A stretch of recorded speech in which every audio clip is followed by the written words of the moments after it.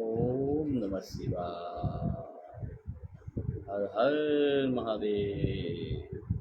ओम नमः शिवाय।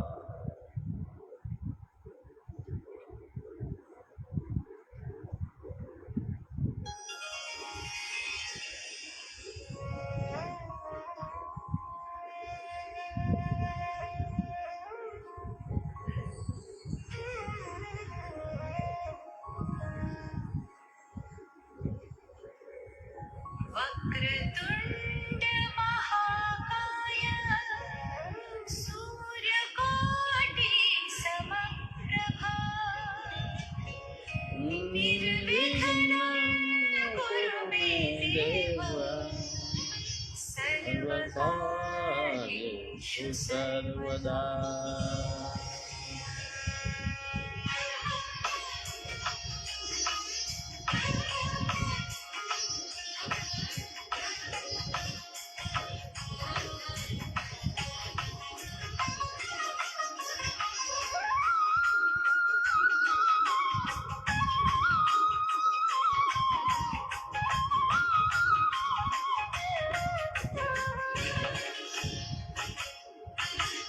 वक्रतुण्ड महाकाय सूर्यकोटि समप्रभा निर्विघ्नं कुरु मे देव सर्वकार्येषु सर्वदा।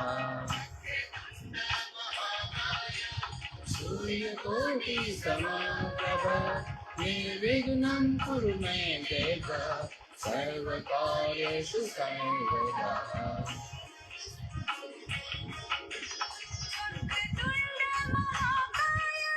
सूर्यकोटि समप्रभा निर्विघ्नं कुरु मे देव सर्वकार्येषु सर्वदा। सूर्यकोटि समप्रभा निर्विघ्नं कुरु मे देव सर्वकार्येषु सर्वदा।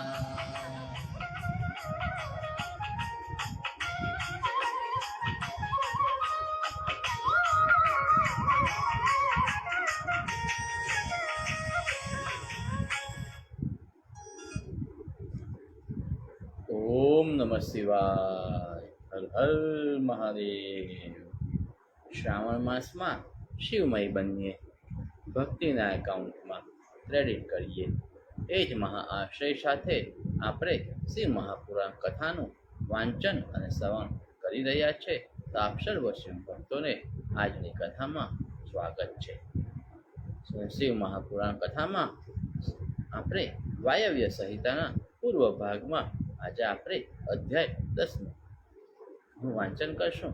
તે પહેલા આપ સર્વને હેપી ઇન્ડિપેન્ડન્સ ડે, ભારતના સ્વતંત્રતાના આપણને સૌને અભિનંદન.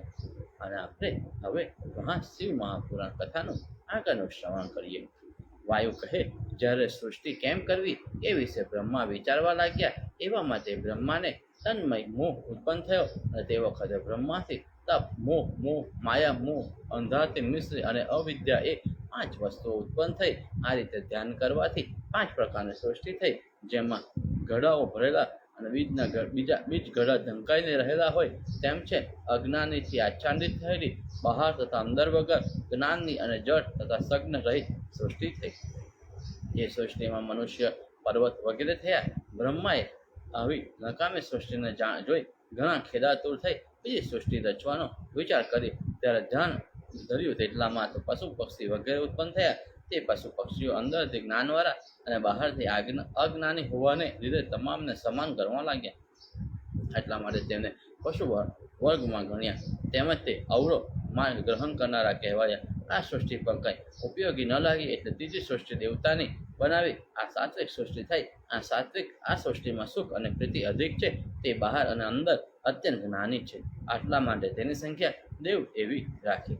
વળી બ્રહ્માએ ધ્યાન કર્યું એટલે મધ્યલોકમાં રહેનારા મનુષ્યની જાતિ થઈ. તે અધ્યાત્મ, અધિભૂત અને અધિદેવ નામના 3 દુઃખ વ્યાપ્ત છે. તેઓ બહાર અને અંદર જ્ઞાનવાળા છે તથા રજોગુણ તથા તમોગુણથી વશિષ્ઠ છે. માટે તેને વારંવાર દુઃખ પ્રાપ્ત થાય છે. વિપર્ય, શક્તિ, તૃષ્ટિ અને સિદ્ધિ. વિપર્ય એટલે વિરોધવાળી ભક્તિથી વર્તવું. શક્તિ એટલે તપ પર વગેરે કરવું, સૃષ્ટિ એટલે શંકરને પસંદ કરવા, સિદ્ધિ એટલે યંત્ર સાધન વગેરે કરવા. આવા 4 પેટા અનુગ્રહ સૃષ્ટિના કર્યા છે. તેથી જે સૃષ્ટિ ભિન્ન છે તેથી સ્ત્રી, પુત્ર, ધન, દરબાર વગેરેનું અભિમાન રહેલું છે તેઓ પેટ ભરા જ છે અને સ્વભાવમાં નીચ હોય છે. તેમાં તેઓને પિશાચ નામ આપેલું છે. તેમાં ભૂત પ્રેતનો પણ સમાવેશ થાય છે. એ મુનિરાજ, પાછો તમને ફરી જુદી રીતે સૃષ્ટિનો ક્રમ કહું છું. બ્રહ્માએ પ્રથમ મહત્વ બતાવ્યું અને પછી બીજી સૃષ્ટિમાં શબ્દ, સ્પર્શ, રૂપ, રસ અને ગંધ વગેરે શબ્દની તમન્નામાં બનાવી તેને કેટલાક પંચમહાભૂતની સૃષ્ટિ પણ કહે છે. ત્રીજી સૃષ્ટિ ઇત્યાદિક વિકારથી થયેલી છે. આ સગળી સૃષ્ટિ માયાથી થયેલી છે. માયા જળ છે માટે તે પણ જળ હોય, તેમાં સ્ત્રી નથી અર્થાત તે જળ છે. ચોથી સૃષ્ટિમાં પર્વત, ઝાડ વગેરે સ્થાવર પદાર્થો થયા, તેથી તેને મુખ્ય સૃષ્ટિ ગણી, કારણ કે તેઓની ઉત્પત્તિ પ્રથમ થયેલી. ત્રિયક સૃષ્ટિ અને સૃષ્ટિને પાંચમી સૃષ્ટિ ગણી. છઠ્ઠી સૃષ્ટિ અનુગ્રહ નામે આપેલું છે.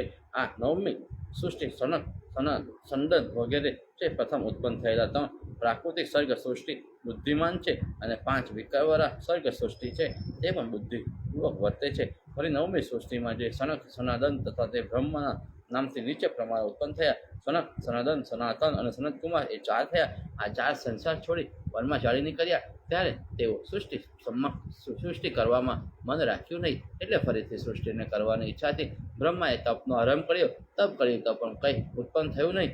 આથી ઘણો ખેદ પામી ગોધાદૂર થયા અને તેની આંખોમાં અશ્રુ આવી ગયા. અશ્રુના બિંદુમાંથી ભૂત, પેટ, પિશાચ વગેરે થયા. અશ્રુમાંથી ઘણા ભૂત, પેટ, પિશાચ વગેરે જોઈ બ્રહ્મા પોતાને ધિક્કાર કરવા લાગ્યા અને ક્રોધને લીધે બ્રહ્માને મૂર્છા આવી ગઈ. છેવટે બ્રહ્માએ પોતાના પ્રાણનો ત્યાગ કર્યો. તેથી તેના મુખમાંથી પ્રાણના ઈશ્વર ભગવાન એવા શંકર પોતે તે બીજા 11 રૂપ ધારણ કરીને 11ને કહ્યું, હે ભાઈઓ, મેં તમને આ લોકોના અનુગ્રહ માટે ઉત્પન્ન કર્યા છે. મારે તમારે સર્વ લોકની સ્થિતિ બાંધવી તથા તેનું પાલન કરવું. હવે તમે પ્રજા ઉત્પન્ન કરવા માટે આરસ તજીને તૈયાર થાવ. શંકરનું વાક્ય સાંભળી તેઓ 11 દેવ પ્રજા ઉત્પન્ન કરવા માટે આરસ તજીને તૈયાર થાવ. શંકરનું વાક્ય સાંભળી 11 દેવ રોવા લાગ્યા અને ચોતરફ ભાગવા માંડ્યા. રોવાથી તથા ભાગવાથી તેઓનું નામ રુદ્ર પડ્યું. અને જો રુદ્ર છે તે જ પ્રાણ છે અને જે પ્રાણ છે તે વ્યાપીને રહેલા છે.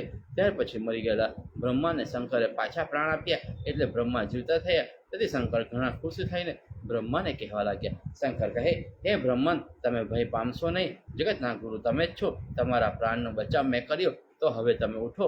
આ પ્રમાણે શંકરના વાક્ય સાંભળી બ્રહ્માના સ્વપ્નમાંથી ઉઠ્યા હોય તેમ ઊભા થઈને જુએ તો રુદ્ર નજરે પડ્યા. તેને જોતા જ પોતાના નેત્રો અત્યંત આનંદિત થયા અને પોતે કોમળ તથા મેઘ સરખી ગંભીર વાણીથી 2 હાથ જોડીને રુદ્રને કહેવા લાગ્યા. બ્રહ્મા કહે, મહારાજ, આ કોણ છે? તમારી એકાદશ મૂર્તિના દર્શનથી મને ઘણો આનંદ થયો. આ પ્રમાણે રુદ્ર બ્રહ્માનું વચન સાંભળી બ્રહ્માને પોતાના હસ્તે આશીર્વાદ આપી કહેવા લાગ્યા. શંકર કહે, હે મહારાજ, હું પરમાત્મા છું. તમારા પુત્ર રૂપે અવતાર લઈને આવ્યો છું. આ 11 રુદ્ર તમારી રક્ષા કરવા માટે આવેલ છે. માટે જેમ તમારે અનુગ્રહથી મૂર્છાનો ત્યાગ કર્યો, તેમ પછી પાછી સૃષ્ટિને ઉત્પન્ન કરો. બ્રહ્મા રુદ્રની આવી મિષ્ટ વાણી સાંભળી ઘણા જ ખુશી થયા અને શંકરની નામ વડે 8 નામ વડે સૃષ્ટિ કરવા લાગ્યા. બ્રહ્મા સૃષ્ટિ કરે છે. હે રુદ્ર, તમને નમસ્કાર કરું છું. આપનું તેજ સૂર્ય કરતાં પણ વધારે પ્રકાશિત છે. આપ જગત ઉત્પન્ન કરો છો. આપનું શરીર પર પાણી, પૃથ્વી અને રસમય છે. મહાદેવ, ચંદ્ર અને અષ્ટમૂર્તિ આપ જ છો. આપને નમસ્કાર કરું છું. એમ પ્રણામપૂર્વક રુદ્રની સ્તુતિ કરી પછી તેની પ્રાર્થના કરવા લાગ્યા. હે પુત્ર, તમે ભૂત, ભવિષ્ય અને વર્તમાનમાં ઈશ્વર છો તથા હે કામારી, મારા શરીરમાંથી ઉત્પન્ન થવાનું કારણ પણ સૃષ્ટિ સિવાય બીજું કંઈ જોવામાં આવતું નથી. તો જે મોટું કામ મેં આરંભ્યું છે તેમાં સહાય કરશો, પ્રજાને સર્જશો. આમ બ્રહ્માની પ્રાર્થના સાંભળી ત્રિપુરનો નાશ કરનાર શંકર બોલ્યા કે ભલે, હું સહાય કરીશ. એ પ્રમાણે શંકરની વાણી સાંભળી બ્રહ્મા ઘણા પ્રસન્ન થયા અને શંકરને પ્રણામ કરી તેમની રજાથી સૃષ્ટિ કરવા લાગ્યા. તેમાં પ્રથમ પોતાના મનથી મરીચી, ભૃગુ, અંગીરા, પુષ્પરેખા, પુલ, કંટુ, દક્ષ, અત્રિ અને વશિષ્ઠને ઉત્પન્ન કર્યા. તે સગરાનીથી પહેલા ધર્મ તથા સંકલ્પ નામના 2 પુત્રોને ઉત્પન્ન કર્યા હતા અને રુદ્ર એમ સગરા મળી 12 પુત્રો થયા. આ 12 ગૃહાશ્રમ સેવા લાગ્યા. તે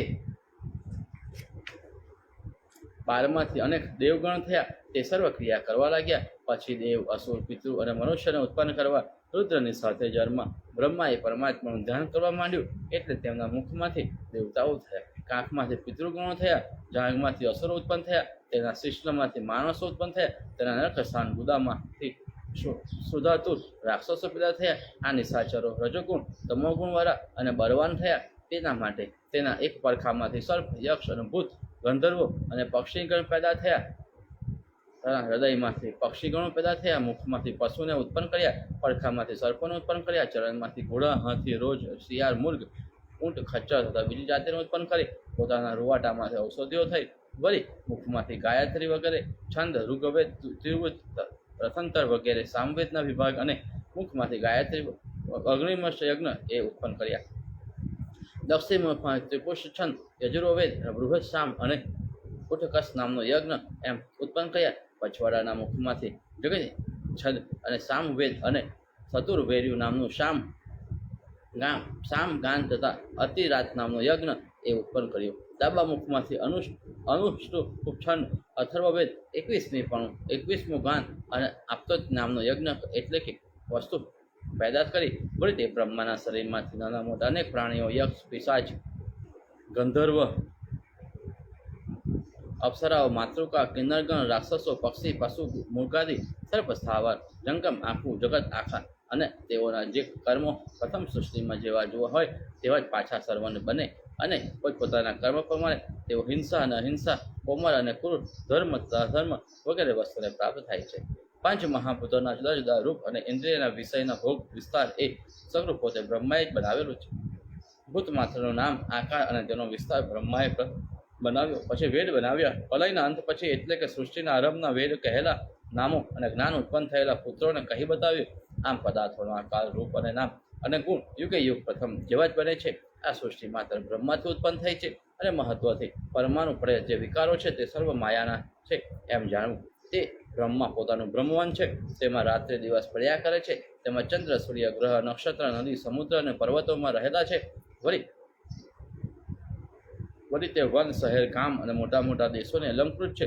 તે વનમાં રહેનાર બ્રહ્મતરુ ઈશ્વરરૂપી બીજથી ઉત્પન્ન થયેલા છે અને તેની કૃપા હંમેશા વર્તે છે. તેમાં બુદ્ધિરૂપ મહાન શાખાઓ રહેલી છે તથા ઇન્દ્રિય રૂપી કોતર છે. પંચ મહાભૂત રૂપી દાળીઓ છે અને વિષય પરમાણુ રૂપી પાંદડાઓથી તે અલંકૃત છે. તે તરુમાં પાપ અને પુણ્યથી પુષ્પ છે. તેમાંથી સુખ અને દુઃખ રૂપી ફળો પેદા થાય છે. આ તરુ સર્વ પ્રાણીને ઉપજીવિકા રૂપ છે તથા સર્વથી પુરાતન છે. સર્વ ઈશ્વરના વિરાટ સ્વરૂપનું વર્ણવું છે. બ્રહ્માનું મસ્તક સર્વગ છે.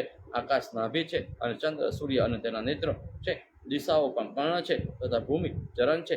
તે અચિત્ય છે અને સર્વ પ્રાણીઓને સહજ છે. તેના મુખમાંથી બ્રાહ્મણો થયા અને બાહુમાંથી નક્ષત્રિયો થયા. ઉરુમાંથી વૈશ્ય લોકોની ઉત્પત્તિ થઈ તથા ચરણમાંથી શુદ્રો થયા. બાકીના વર્ણો તેમના શરીરમાંથી થયા. ઈતિશ્રી મહાપુરાણે વાયવ્ય સંહિતાએ પૂર્વ ભાગે ગુજર ભાષામાં સૃષ્ટિ નિરૂપણ નામો અધ્યાય સમાપ્ત. ઓમ નમઃ શિવાય. હર હર મહાદેવ. હર હર મહાદેવ. ઋષિઓ કહે, હે મહારાજ, આપે પરમાત્મા શંકરની સૃષ્ટિ કહી, વળી બ્રહ્માના મુક્તિ પણ કહી, તેમાં અમને સંશય ઉઠે છે. બીજું ઉત્તમ પ્રકાશમાં ત્રિશૂળને ધારણ કરનાર ભગવાન શંકરે આ જગતને ઉત્પન્ન કર્યું અને તેમાં બ્રહ્મા, વિષ્ણુ, અગ્નિ વગેરે દેવતાઓ પણ સર્જાયા. વળી તેનો નાશ પ્રલયને વખતે ક્રોધે કરી પોતે જ કરે છે. બ્રહ્મા અને વિષ્ણુ પણ શંકરના શરીરમાંથી ઉત્પન્ન થાય છે તથા તે બંનેનું કલ્યાણ કરવું અને પાલન કરવું એ શંકરના હાથમાં છે. તે જ ભગવાન શંકર બ્રહ્માના પુત્રને કેમ અવતર્યા અને તે પ્રજાપતિ બ્રહ્મા તથા વિષ્ણુ એકબીજાના અંગમાંથી થયા તે પૂર્વે અમારા સાંભળવામાં આવેલું છે. તો સર્વ પદાર્થોને ઉત્પન્ન કરનાર બંને દેવ એકબીજાના દેહમાંથી કેમ ઉત્પન્ન થયા તે કહો. તેમ ન સાંભળેલું હોય તથા કોઈ પ્રશ્નનો ખુલાસો ન કરવો હોય એમ અમને લાગતું નથી. તમે બ્રહ્માના શિષ્ય છો. તમે સકળ જાણો છો.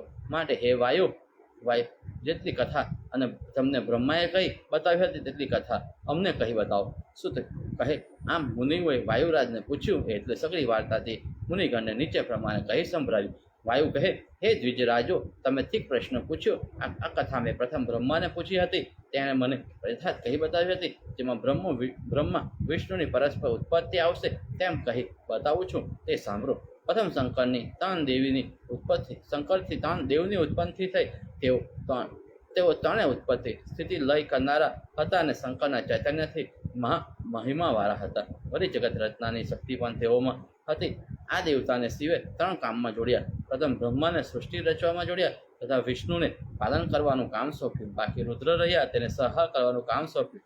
આ ત્રણેય દેવતાએ તપ કરી પોતાના પિતા શંકરને ઘણા જ પ્રસન્ન કર્યા અને તેના પ્રતાપ પરથી એકબીજાને જોડતી જોઈ શક્યા નહીં. તેમાં પ્રથમ રુદ્ર પરમાત્મા પ્રતાપથી મોટાઈ મેળવી એક કલ્પમાં બ્રહ્મા અને વિષ્ણુને ઉત્પન્ન થયા. બીજા કલ્પમાં બ્રહ્માએ પરમાત્માના પ્રતાપ વડે વિષ્ણુ અને રુદ્રને ઉત્પન્ન કર્યા અને વિષ્ણુએ પણ શંકરના પ્રતાપથી બળથી બ્રહ્મા અને રુદ્રને સર્જ્યા. વળી બ્રહ્માને નારાયણે અને નારાયણે બ્રહ્માને સર્જ્યા. આમ કલ્પે બ્રહ્મા વિષ્ણુ મહેશ્વર વગેરે એકબીજાથી જીતવાની આશાહી તપ વડે એકબીજાને સર્જે છે. તો તે કલ્પોથી વાર્તાને લઈને મુનિ લોકો તે દેવના વખાણ કરે છે.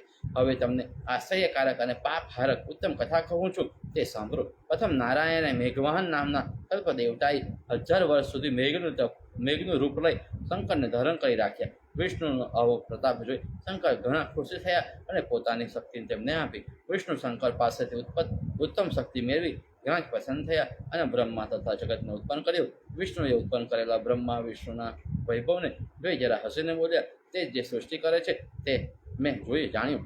આપણાથી ઉત્તમ દેવ રુદ્ર છે, તેનું આરાધન કરી તેની શક્તિ મેળવી તે પ્રજાને સર્જી. પણ ખરું જોતા તો તારું પાલકપણું છે, માટે હું પણ ભગવાન શંકરનું આરાધન કરી તારી સાથે જગતને ઉત્પન્ન કરીશ. આમ વિષ્ણુને હસીને તેનો તિરસ્કાર કરી બ્રહ્મા તપ કરવા લાગ્યા. તપ કરવા માટે ગયા અને તપના પ્રભાવથી શંકર પાસે જઈ વિનંતી કરવા લાગ્યા કે હે મહારાજ, આપના ડાબા આંખમાંથી વિષ્ણુ થયા છે, જમણા આંખમાંથી મારી ઉત્પત્તિ છે. જો કે અમારો અધિકાર જુદો જુદો છે, તો પણ ઉત્પત્તિ રૂપ અધિકારમાં વિષ્ણુ પણ મારી સાથે સામેલ રહે છે. આટલા માટે આપના આશ્રયથી તેનો મેં તિરસ્કાર કર્યો. જો કે મારા કરતાં તેની પ્રીતિ તમારા ઉપર વધારે છે, પરંતુ અમારી બંનેની ઉત્પત્તિ રાખી છે, માટે જેમ આપે તેની સામે મારી ભક્તિ સામું મને વરદાન આપો છો તેમ વિનંતી કરી. તેથી શંકરે તેની વિનંતી સાંભળી તેના સામું જોઈ જરા હાસ્ય કરી તેને પણ શક્તિ આપી. બ્રહ્મા શંકર પાસેથી શક્તિને મેળવી ઉતાવળિયા વિષ્ણુ પાસે ગયા. ત્યાં વિષ્ણુ ક્ષીર સમુદ્રમાં સૂર્ય સરખી પ્રકાશે ધવલ સુવર્ણ અને રત્નોથી જડિત એક શૈયા પોતે જ બોલાવેલી હતી, તેમાં સૂતા હતા. 4 ભુજાથી મનોહર એવા સર્વ અંગમાં ગહેનાથી અલંકૃત શંખચક્રને ધારણ કરનાર, ચંદ્ર સરખા મુખથી શોભાયમાન, વક્ષસ્થળમાં લક્ષ્મીના ચિહ્નને ધારણ કરનાર, મન હાસ્ય કરતા અને અમૃત પેઠે ક્ષીર સમુદ્રમાં યોગની નિદ્રાથી શયન કરનારા નારાયણને જોયા. ત્યાં લક્ષ્મી પોતાના કરકમલથી તેના ચરણને ચાંપતા હતા. આ તમો ગુણને રુદ્ર રૂપ હતા, રજોગુણને બ્રહ્મા રૂપ હતા, સત્વગુણથી વિષ્ણુ કહેવાતા હતા. તેને જોઈ બ્રહ્મા બોલ્યા, અરે વિષ્ણુ, તુને હું ગણી જઈશ. તે સાંભળી વિષ્ણુ જાગ્યા અને ઉઠીને જુએ તો બ્રહ્મા દીઠા. તેને જોઈ જરા હાસ્ય કર્યું. એટલામાં બ્રહ્મા તેને ગળી ગયા અને પોતાની મૃતિકામાંથી એકદમ તેને ઉત્પન્ન કર્યા. આટલા વખતમાં તે બંનેની શક્તિ જોવા માટે તથા તે બંને ઉપર કૃપા કરવા માટે ભગવાન શંકર ત્યાં પધાર્યા. બ્રહ્મા અને માયા પણ શંકરને જોઈ પ્રસન્ન થયા અને જરા ભયભીત થઈ શંકરની સ્તુતિ કરી ઘણું માન આપી પ્રણામ કર્યા. ભગવાન શંકર પણ તે બંનેને અનુગ્રહ કરી તેની નજરેથી એકદમ અંતર ધ્યાન થઈ ગયા. ઇતિશ્રી મહાપુરાણે વાયવ્ય સંહિતામાં પૂર્વ ભાગે ગુજર ભાષામાં સોસાયણી નાયમ વર્ણ અધ્યાય સમાપ્ત. અધ્યાય 12. વાયુ કહે, બ્રહ્માની સૃષ્ટિ પ્રત્યેક કલ્પમાં ચૂંટાઈ ન જાય, આટલા માટે રુદ્ર પોતે અવતાર લે છે. તે વિશે તમને થોડું કહી બતાવું છું. જ્યારે કલ્પની શરૂઆત થઈ ત્યારે બ્રહ્માથી ઉત્પન્ન થયેલા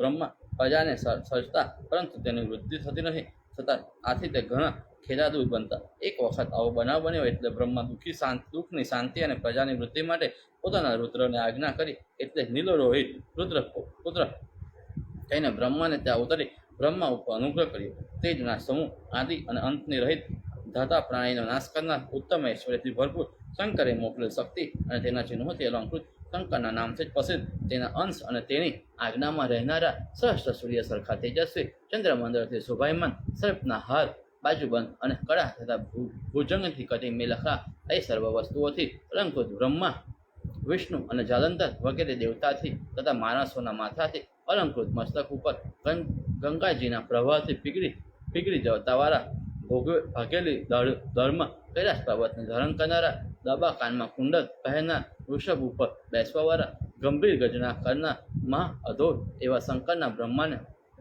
શંકર બ્રહ્માને ઉત્પન્ન થઈ બ્રહ્માને બોધ આપી તેની સાથે સૃષ્ટિ કરવા લાગ્યા. આપ કલ્પે શંકરના પ્રસાદ વડે બ્રહ્માથી પ્રવાહ માફક સૃષ્ટિ ચાલવા લાગી. એક દિવસે બ્રહ્માએ શંકરને પ્રજા સજ કહ્યું. એટલે રુદ્ર પોતાના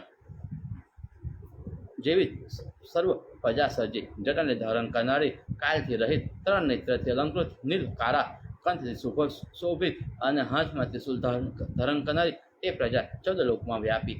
તે જોઈ બ્રહ્મા બોલ્યા, મહારાજ તમને નમસ્કાર કરું છું.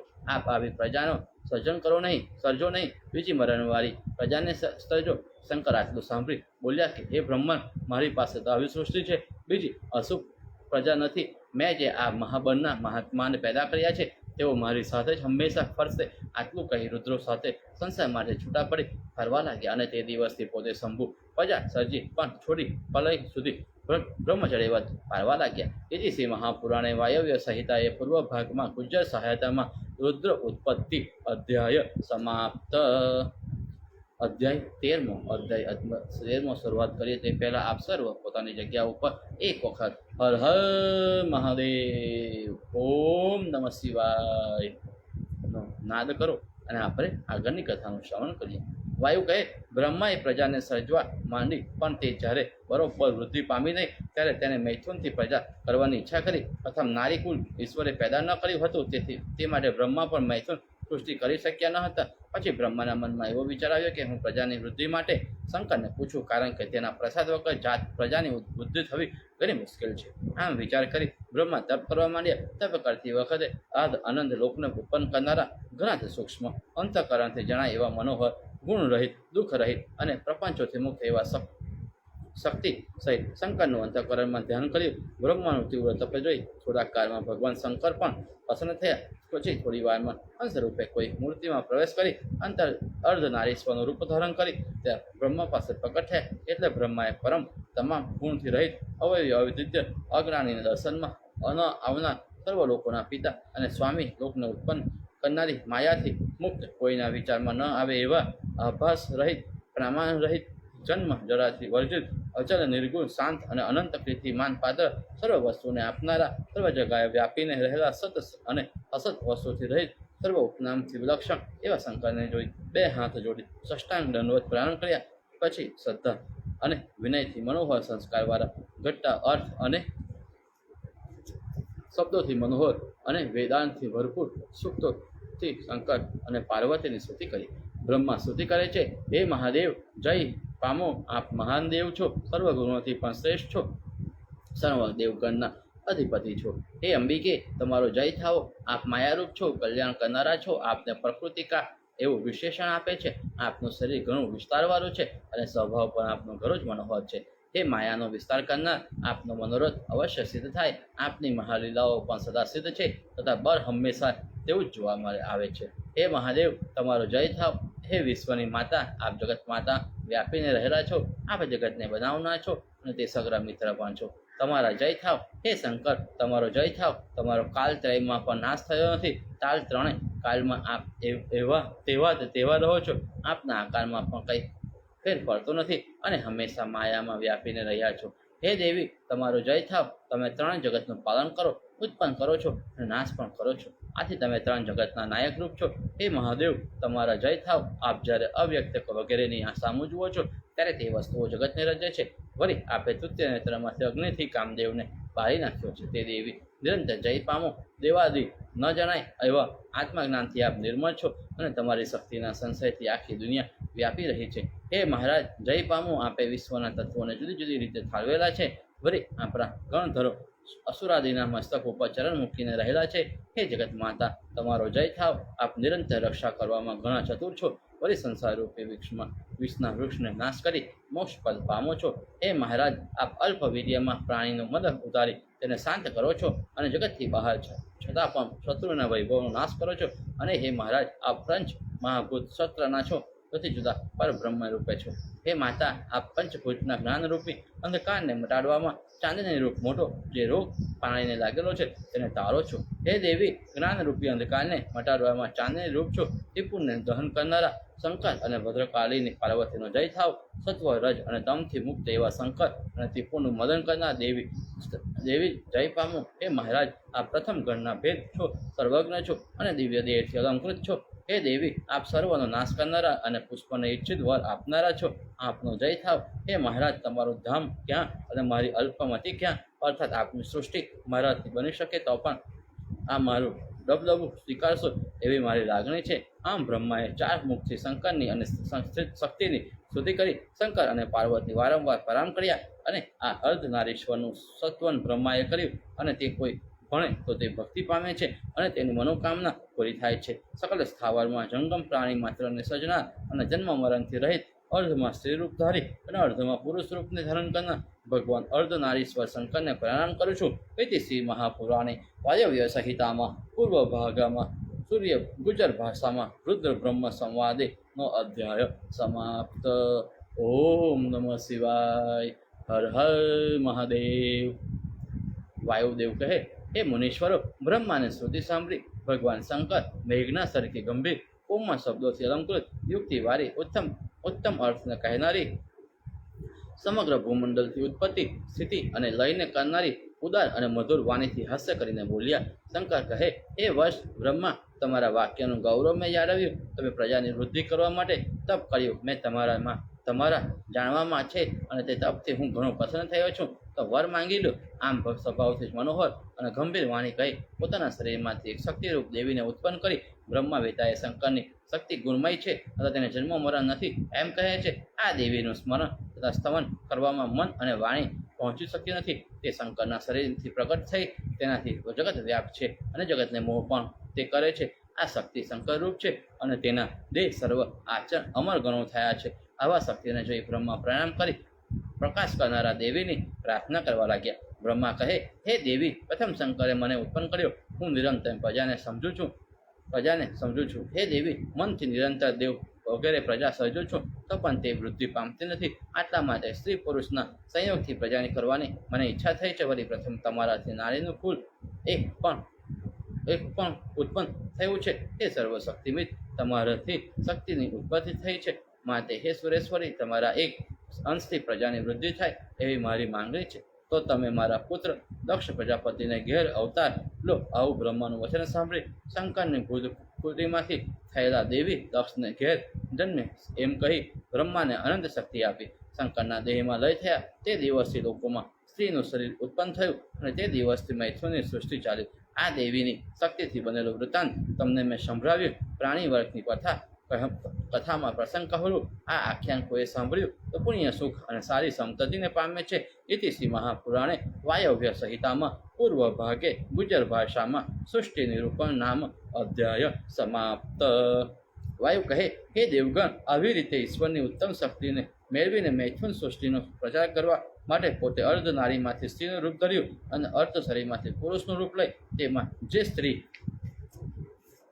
થયા તે શરૂઆત સતરૂપાના નામથી ઓળખાવા લાગ્યા. અધિરાજ અને પુરુષ એવા બ્રહ્માએ વિરાટ રૂપને સર્જ્યું અને તે સ્વયંભૂ મનુ કહેવાય છે. તેની સાથે સતરૂપાએ ભયંકર તપ કરી પોતાનો વિવાહ કર્યો. તેનાથી પ્રિયવત અને ઉત્તાનપાદ પુત્ર અને આકૃતિ અને પ્રસૂતિ નામની કન્યા પેદા થયા. સ્વયંભૂએ પ્રસૂતિ દક્ષને પરણાવી અને રુચિ પ્રજાપતિને આકૃતિ પરણાવી. બ્રહ્માના માનસ પુત્ર રુચિની સ્ત્રી આકૃતિના યજ્ઞ અને દક્ષિણના નામના 2 છોકરા થયા. તેણે ઘણા સૃષ્ટિ કરી. દક્ષ પ્રજાપતિની સ્ત્રી પ્રસૂતિને 24 કન્યાઓ થઈ. તેના નામ આ પ્રમાણે છે: શ્રદ્ધા, લક્ષ્મી, ધૃતિ, પૃષ્ટિ, મેઘા, કિયા, બુદ્ધિ, લજ્જા, વપુનાતિ, સિદ્ધિ અને કીર્તિ એવા નામની 13 કન્યાઓ થઈ. અને તે ધર્મ પહેરવા અને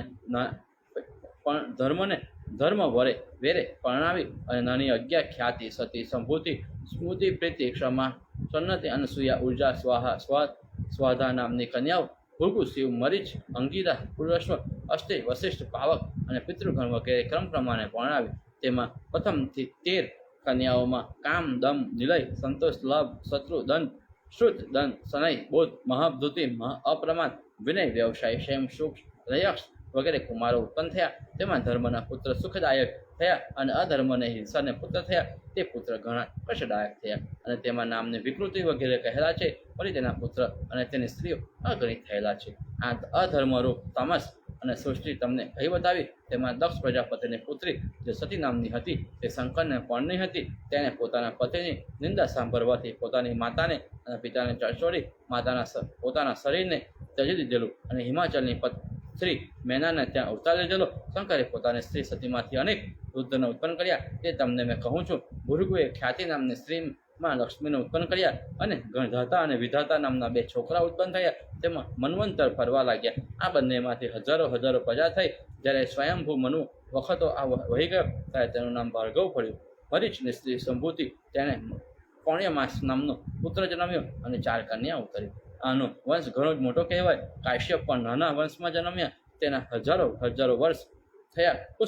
પુલસ્ત્ય ભાર્યાની પ્રીતિ નામની હતી. તેઓ લંગોદિત નામનો છોકરો થયો. સ્વયંભૂ મનુના વખતમાં જેનું નામ અગસ્ત્યતા હતું તેના વંશમાં થયેલા પુત્રો પૌલસ્ત્ય નામથી ઓળખાવા લાગ્યા. પુલોની સ્ત્રી સમાને કર્મદ, આસુર્ય અને સહિષ્ણુની નામે પુત્ર થયા. આ સર્વ અત્યંત કાંતિમાન થયા. કર્તુની ભાર્યા સૌનદીથી યજ્ઞ સરખા અનેક પુત્રો ઉત્પન્ન થયા. આના પુત્રાદિક સર્વ ત્યાગી થયા. તેમાં 60,000 પુત્રો વાખલ્ય નામથી ઓળખાવા લાગ્યા અને સૂર્યની આસપાસ વિતરાઈ રહેવા લાગ્યા અને કેટલાક સૂર્ય સારથી સાથે જવા લાગ્યા. અત્રિ મુનિ ભર્યા અનસૂયાએ આ પ્રમાણે 5 પુત્રો થયા. શંખનેત્ર, હવ્ય, આપોમૂર્તિ, શનૈશ્વર અને 5મા ચંદ્ર અને કન્યા હતી. તેનું નામ હતું શ્રુતિ. આ તેનો પુત્રનું નામ શંખપટ હતું એટલે કહેલો. અત્રિ વંશનું ઘણો જ વિસ્તારવાળો થયો. તે સ્વયંભૂ મનુના વખતમાં થયેલો. વશિષ્ઠની સ્ત્રીનું નામ ઉર્જા હતી. તેનાથી રજ, ગાત્ર, ઉદોયપવ, સવન, અનય, સુપ્તા અને શુક્ર એવા નામના 7 પુત્ર થયા તથા પુંડારિકા નામની 1 કન્યા ઉત્પન્ન થઈ. આ વશિષ્ઠનો વંશ સ્વયંભૂના વખતમાં ઘણો જ વિસ્તાર પામેલો હતો. આમ ઋષિગણની વંશ તમને ટૂંકામાં કહી બતાવ્યો. તેના વંશને વિસ્તારમાં કહેવાને કોઈ પણ શક્તિમાન નથી. હવે રુદ્રનો વંશ કહીને બતાવું છું. પ્રથમ બ્રહ્માના મનમાંથી અગ્નિ રૂપે રુદ્ર ઉત્પન્ન થયા. તે રુદ્રે સ્વાહા નામની સ્ત્રી સાથે લગ્ન કર્યા. તેનાથી ઘણા જ બળવાન, પાવક, પવમાન અને સૂચિ નામના 3 છોકરાઓ ઉત્પન્ન થયા. તેમાં પવમાન અગ્નિ થાય છે અને પાવક અગ્નિ વીજળીથી થનારો ગણેલો છે તથા સૂર્યથી જે અગ્નિ થાય છે તેનું નામ સૂચિ કહે છે. ઉપર ગણાવેલા ગણે અગ્નિને પાછા હવ્યવાન, કવ્યવાહ અને સરક્ષા નામના 3 છોકરાઓ તે અનુક્રમે દેવ કાર્ય, પિતૃ કાર્ય અને આસુરી કાર્યમાં ઉપયોગી થાય છે. તેનાથી પાછા 3 પુત્રો થયા. તે સર્વ જણાએ સંસાર છોડ્યો હતો. તેમજ વ્રત કરનારાઓ તેઓ નિત્ય, નૈતિક, નૈમિતિક તથા કામ્ય ઉપયોગી થાય છે. આ ઉપરથી એવો નિશ્ચય થાય છે કે જે અગ્નિમાં હોમીએ છે તે સગરું રુદ્રને પહોંચે છે. ઉપર પ્રમાણે અગ્નિનો વંશ યથા ટૂંકમાં કઈ બતાવ્યો. હવે પિતૃગણનો વંશ તમને હું કઈ બતાવું છું. બ્રહ્માએ પિતૃના શરીરમાંથી વસન, ગ્રીષ્મ, વર્ષા, રસદ, શરદ, શિશિર અને હેમંત નામની 6 ઋતુ બનાવી. તે 6 ઋતુમાંથી એક દેવતા જુદા જુદા છે અને તે પિતૃ કહેવાય છે. સ્થાનના અભિમાની એવા દેવના 6 ઋતુ સ્થાન હોવાથી 6 ઋતુને નામે દેવતાઓ ઓળખાય છે. એમ વેદની શ્રુતિ કહે છે. વળી ઋતુમાં સ્થાવર, જંગમ પ્રાણીઓ પણ ઉત્પન્ન થયા. તેને આવર્તન એવું નામ આપેલું છે. આટલા માટેના ઋતુના અભિમાની પિતૃગણ, આતર્વ, ઋતુ અને પિતૃ એવા 3 નામ પડેલા છે. તમામ મન્વંતરમાં અભિમાની ઐશ્વર્યમાન પિતૃગણો આકાશની સાથે રહે છે. તે પિતૃઓના 2 વાત છે. તેમાં એકનું નામ અગ્નિસ્વાત છે અને બીજુંનું નામ બૃહસ્પ છે. તેમાં પ્રથમ યજ્ઞ રહિત છે અને બીજા યજ્ઞવાળા ગણાય છે. તે પિતૃગણની સ્ત્રી સ્વધાએ એના મેના અને ધરણી નામની 2 પુત્રી જન્મ આપ્યો છે. તેનો વંશ આખી પૃથ્વીમાં ફેલાયેલો છે. મેનાના પિતા અગ્નિ સંવંત અને નામની 2 પુત્રી જન્મ આપ્યો. તેનો વંશ આખી પૃથ્વીમાં ફેલાયો. મેનાના પિતા અગ્નિસ્વાંત અને ધરણીનો પિતા બૃહસ્પતિ હતો. મેનાનો વિવાહ હિમાલયની સાથે હતો અને તેથી મેના કોચ, પાર્વતી અને ગંગા નામના 4 છોકરાઓ થયા. તેમાં ગંગા અને પાર્વતીના લગ્ન શંકર સાથે થયા હતા. મેરુની સ્ત્રી ઘરની મનોહર કૃપાથી અલંકૃત અને મોહસદી ભરપૂર મદર નામના છોકરાએ પેદા કર્યો અને મેરુનો પુત્ર મદર શંકરના પ્રતાપથી મોટી પદવીને પામ્યો. અર્થાત શંકર તેની ઉપર વાસ કરી રહ્યા. ધરણીને મંદર સિવાય દેવા, બેલા, નિયતિ અને આયતિ નામની 3 છોકરીઓ થઈ. તે આયતિ અને નિયતિ ભુર્ગીના પુત્રને પરણાવી હતી. તેનો વંશ સ્વયંભૂ મનુની કથામાં કહી બતાવ્યો. બેલા નામની કન્યા સમુદ્રને વેરે પરણાવી હતી. તેનાથી સ્વર્ણા નામની કન્યા થઈ. તેને સમુદ્રથી કન્યાને વિવાહ માટે પ્રાચીન બ્રહ્મીને ગ્રહણ કરી. તેનાથી પ્રાચીન રહસ્ય નામના 3 પુત્રો થયા. આ પુત્રો ધનુર્વેદમાં ઘણા નિપુણ હતા. તેનાથી ચાક્ષુષ મન્વંતર વખતના દક્ષ પ્રજાપતિ ઉત્પન્ન થયા હતા. કારણ કે તેને શિવજીનો શાપ લાગેલો હતો. માટે આવી રીતે બ્રહ્માના પુત્રો વંશ મેં તમને વિસ્તારથી કહી બતાવ્યો. જે વંશ ક્રિયાવાન, પ્રજાવાન અને મોટી સમૃદ્ધિથી ભરપૂર હતો. પ્રજાપતિથી થયેલો માનવ વંશ કરોડો વર્ષે પણ કહી શકાય એવો નથી. રાજવંશમાં બે વાત પાડેલા છે, તેમાં એકનું નામ સોમવંશ અને બીજાનું નામ સૂર્યવંશ કહેવાય છે. જે વંશમાં ઈક્ષ્વાકુ, અંબરીશ અને અયાતિ અને નહુષ વગેરે હજારો રાજા થઈ ગયા છે. બીજામાં પણ રાજઋષિઓ, પુણ્યવાન પુરુષો જે થઈ ગયા તે સંક્રાંતિના વંશમાં સમજવા પ્રથમ ગણાવેલા તે રાજા કથાસિત ફાયદો, કારણ કે જ્યાં ઈશ્વરની કથા ચાલતી હોય ત્યાં બીજી વાર્તા કરવી વૃથા છે એમ સદપુરુષનું કહેવું એમ માની તે વિશે મારે વધારે બોલવા હું ખુશી નથી. તો પણ પ્રસંગવશથી મેં રાજાના આખ્યાનો તમને કહ્યા. હવે સમાપ્તિ કરું છું. ઇતિ શ્રી મહાપુરાણે વાયવ્ય સંહિતાએ પૂર્વ ભાગે ગુજ્જર ભાષામાં સ્વયંભૂવનમ વંશવર્ણમ નામ અધ્યાય સમાપ્ત. ઓમ નમઃ શિવાય. હર હર મહાદેવ. ઋષિઓ કહે, હે વાયો, દક્ષ પ્રજાપતિની પુત્રી દાક્ષાયણીએ શા માટે પોતાનું શરીર ત્યાગ કરી હિમાચલને ત્યાં અવતાર લીધો? અને દક્ષે શંકરની નિંદા શા માટે કરી? અને શંકરના શાપથી ચાક્ષુષ મન્વંતરના વખતમાં દક્ષનો ક્યાં જન્મ થયો તે સગળું અમને કહી બતાવો. વાયુ કહે, હે મુનિગર, દક્ષ પ્રજાપતિએ પોતાની હલકાઈથી શંકરનો તિરસ્કાર કર્યો અને તેનું કથાનક તમને કહી બતાવું છું. એક વખત સુરગણ અને અસુરગણ વચ્ચે ભગવાન શંકરના દર્શન કરવા માટે કૈલાસના શિખર ઉપર ગયા. તે વખતે દક્ષ પ્રજાપતિ પણ કેટલાક એક દેવતાને સાથે લઈ કૈલાસના શિખર ઉપર ગયો. ત્યાં સતી અને શંકર મનોહર આસન ઉપર બેઠા હતા. દર્શન તમામ દેવે કર્યા. સતીએ પણ આ વખતે તમામ દેવગણની માફક પોતાના પિતાનું સન્માન કર્યું અને કંઈ વધારે કર્યું નહીં. કારણ કે તે તો જગત જનની છે, માટે સર્વથી મોટા છે. દક્ષ પ્રજાપતિ અજ્ઞાની હોવાથી આ વખતે પોતાનું અપમાન માની બેઠો અને પુત્રીની ઉપર વૈરભાવથી વર્તવા લાગ્યો. આવા કારણે લીધે તે પોતે જ્યારે યજ્ઞનો પ્રારંભ કર્યો ત્યારે માઠા નસીબે શંકરને આમંત્રણ આપ્યું નહીં, પણ બીજા જામાત્રોને ચડાવી તેની સારી રીતે સત્કાર કર્યા.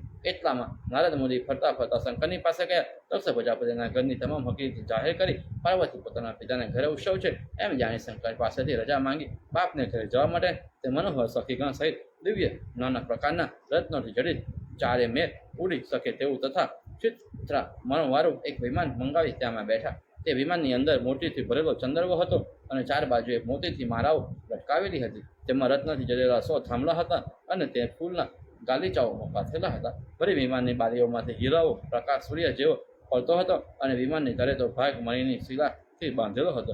બહારના ભાગમાં તોરણો લટકાવેલા હતા અને મણીના સમથી મનોહર અને શબ્દોના ચિત્રેલા પટાકા ઉપર ભાગમાં ફરકતી હતી. વિમાનના પાંદડાઓ કિન ખાબમાં જામ પહેરી હાથમાં શસ્ત્ર લઈને મોટા મોટા ગણધારો ઊભા હતા. તે વિમાનની આસપાસ મુદ, શંખ, વીણા અને વેણ વગેરે વગાડતા હતા. તથા જુદા જુદા દેશની ભાષા ભણેલી અનેક સ્ત્રીઓ તે વિમાનની આસપાસ ચાલતી હતી. રુદ્રની 2 કન્યા ચામર અને પંખો પણ પાર્વતીથીને પવન દોડતી હતી. આ વખતે તે ચામરની મધ્યમાં રહેલું સતીનું મુખારવિંદ લડાઈ કરતા 2 હંસની અંદર રહેલા કમળ જેવું શોભતું હતું.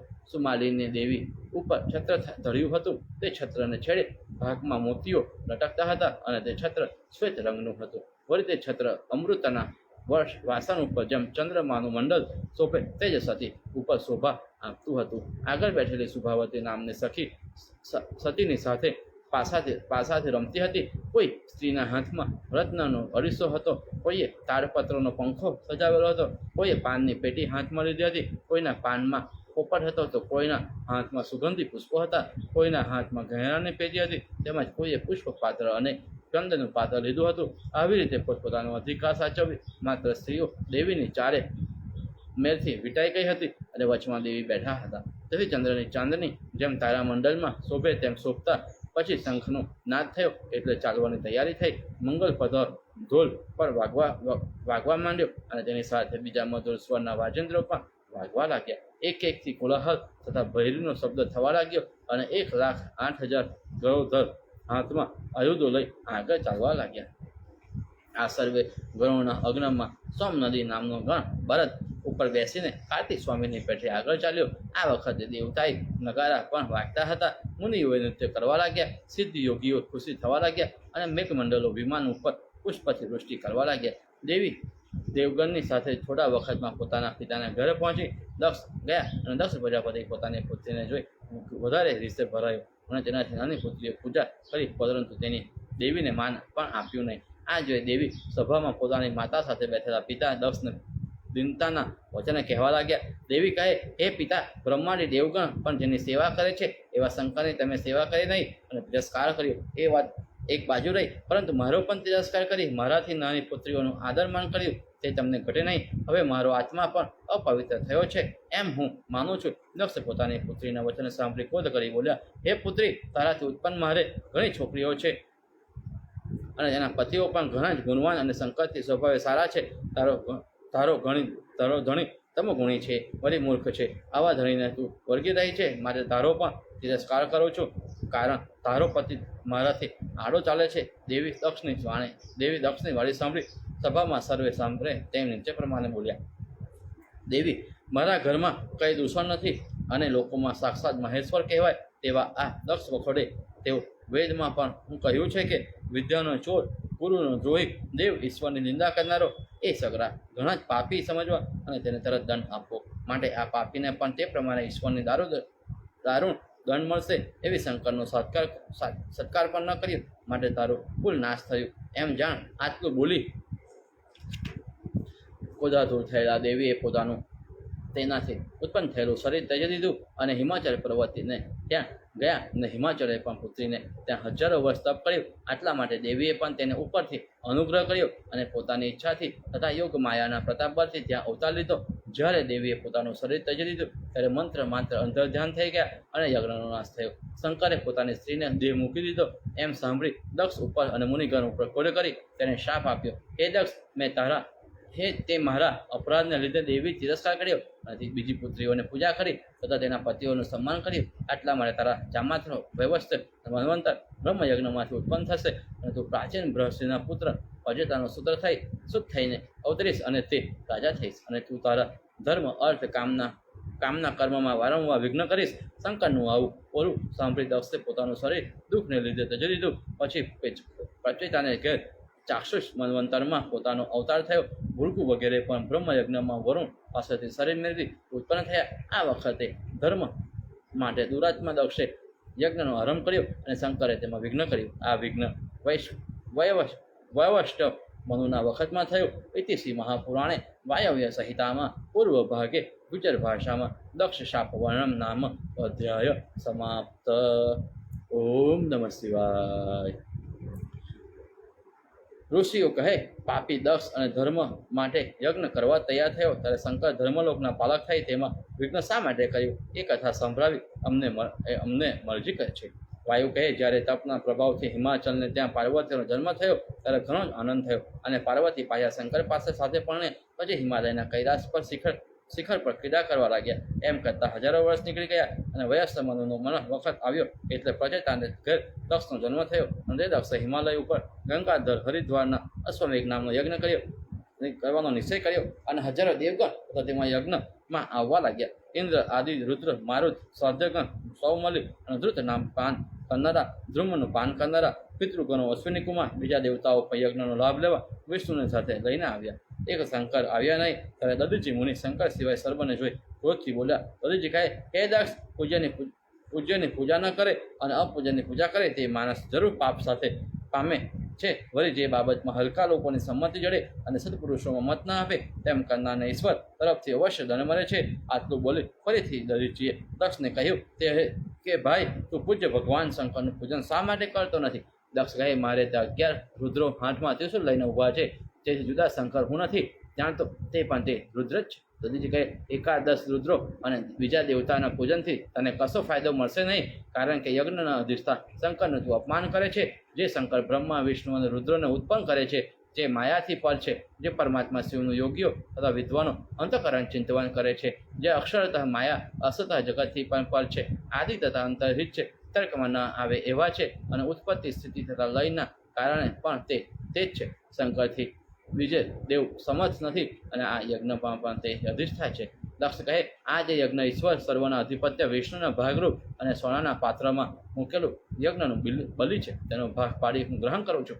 દધીજી કહે, હે દક્ષ, તે શિવનું આરાધન કર્યું નહીં, માટે તારો યજ્ઞ પૂરો થશે નહીં. આટલું બોલી દધીજી મુનિ ક્રોધ કરીને ત્યાંથી પોતાના આશ્રમે જતા રહ્યા. તો પણ કોઈ દેવતાઓ ત્યાંથી ગયા નહીં, કારણ કે પોતાના નસીબમાં અનર્થ લખ્યો ન હતો.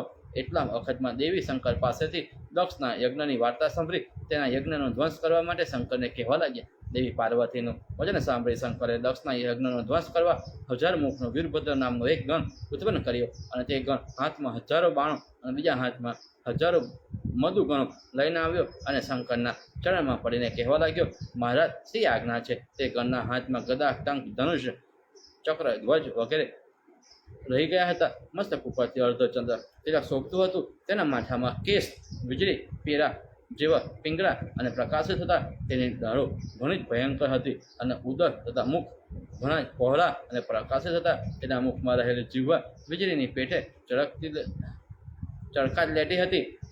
ઓષ્ઠ ઘણા લાંબા હતા. લોહીથી ભરેલું વાઘનું ચામડું શરીરે વીંટળાયેલું હતું. બંને ગઢ સ્થળ ઉપર કુંડલો અને કંઠમાં મોટા મોટા દેવતાઓના માથાથી માળા પહેરતી હતી.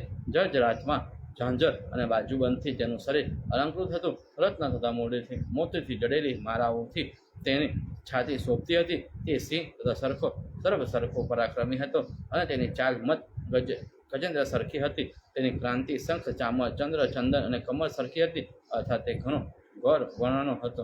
તેના ગહેણાઓ ઘણો પ્રકાશિત હતો, તેથી જાણે પલયનો અગ્નિ હોય તેમ લાગતો હતો.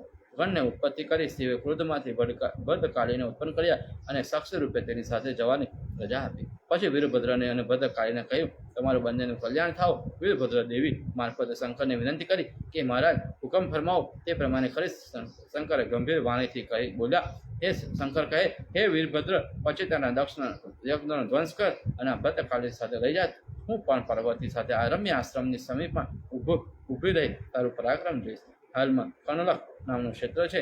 ત્યાં ગંગાધર પાસે મેરુ અને ઉદર પર્વત જેવડા ઊંચા વૃક્ષો છે. તેની ગધામાં દક્ષ યજ્ઞ કરે છે, માટે ત્યાં જઈ જટ તેના યજ્ઞનો ધ્વંસ કર. આટલું કહી દેવી વીરભદ્રને અને ભદ્રકાળીને ગાય જેવા પોતાના વાછરદાને વહાલ કરે તેમ આલિંગન આપ્યું. પછી જરા હાસ્ય કરી મધુર વાણીથી કહેવા લાગ્યા.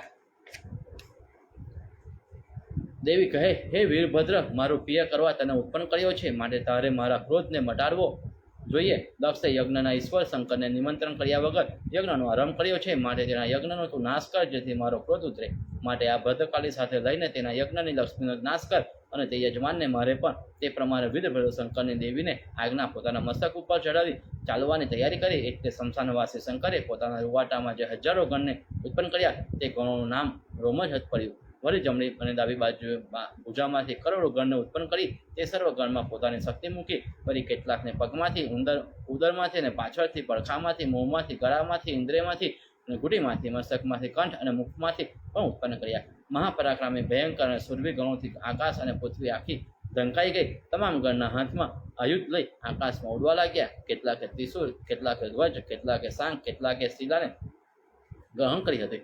આમ જુદા જુદા શસ્ત્રોને ધારણ કરી આકાશમાં ઉડવા લાગ્યા, અને સિંહ જેવો નાદ કરવા લાગ્યા. આ સર્વગણમાં રહેલા ભગવાન વીરભદ્ર પલય વખતના કાલભૈરવ જેવા શોભવા લાગ્યા. તે વીરભદ્ર વૃષભ બળદ પર બેઠા, અને આસપાસના ગણધરો હાથમાં શ્વેત છત્ર ધરતા હતા. કેટલા એકમક ચમર દોરતા હતા. આ વખતે શંકરની સમીપમાં રહેલો જેમ હિમ પર્વત પોતે છત્ર અને ચંપનની શોભતા જણાતી હતી, કારણ કે વીરભદ્ર પણ ગૌરવ વર્ણના છત્ર તથા ચમર પર ગૌર ભળવાના હતા. આ સર્વ ઠાઠથી અંદર ભાનુકંપ નામનો એક ગણ હતો. તે વારંવાર રત્નોથી જડેલો શંખ વગાડતો હતો. દેવતાના નગારા વાગતા હતા, તથા આકાશમાં મેઘગદ ફૂલની સૃષ્ટિ કરવા લાગ્યા. માર્ગમાં પુષ્પોના રસથી સુગંધિત થયેલો પવન મંદ વાવા લાગ્યો, અને ગણ માત્ર આનંદિત થઈ હસવા, નાચવા અને નાદ કરવા લાગ્યા. પાર્વતી સહિત જેમ શોભે તેમ વીરભદ્ર કાલી વડે પણ ગણની વચમાં શોભવા લાગ્યા, અને ક્ષણવારમાં ભદ્રકાળી સહિત દક્ષ પ્રજાપતિના યજ્ઞને રસ્તે પહોંચી ગયા. ત્યાં ક્ષણ માત્રમાં મુખ્ય વીરભદ્ર પલય વખતે જેમ શંકર જગતને બાળવા માટે પ્રકટ થાય છે, તેમ દક્ષે આરંભેલા યજ્ઞમાં પ્રગટ થયા, અને પ્રયોગથી ભૂમિ કુંડની જગામાં ગયા.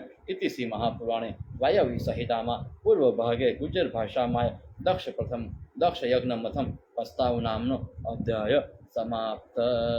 ઓમ નમઃ શિવાય. હર હર મહાદેવ. ઓમ નમઃ શિવાય. હર હર મહાદેવ. વાયુ કહે પછી વીરભદ્ર યજ્ઞ મંડપમાં જુએ છે તો મહાપરાક્રમથી વિષ્ણુ વગેરે દેવતાઓ બેઠા હતા. કોઈ જગ્યાએ યજ્ઞનો સામાન પડ્યો હતો તો કોઈ સ્થાને વિચિત્ર ફટાકા હતી, કોઈ સ્થાને દરભાસને પાથરેલા હતા. યજ્ઞનો અગ્નિ ઘણો પ્રકાશિત હતો.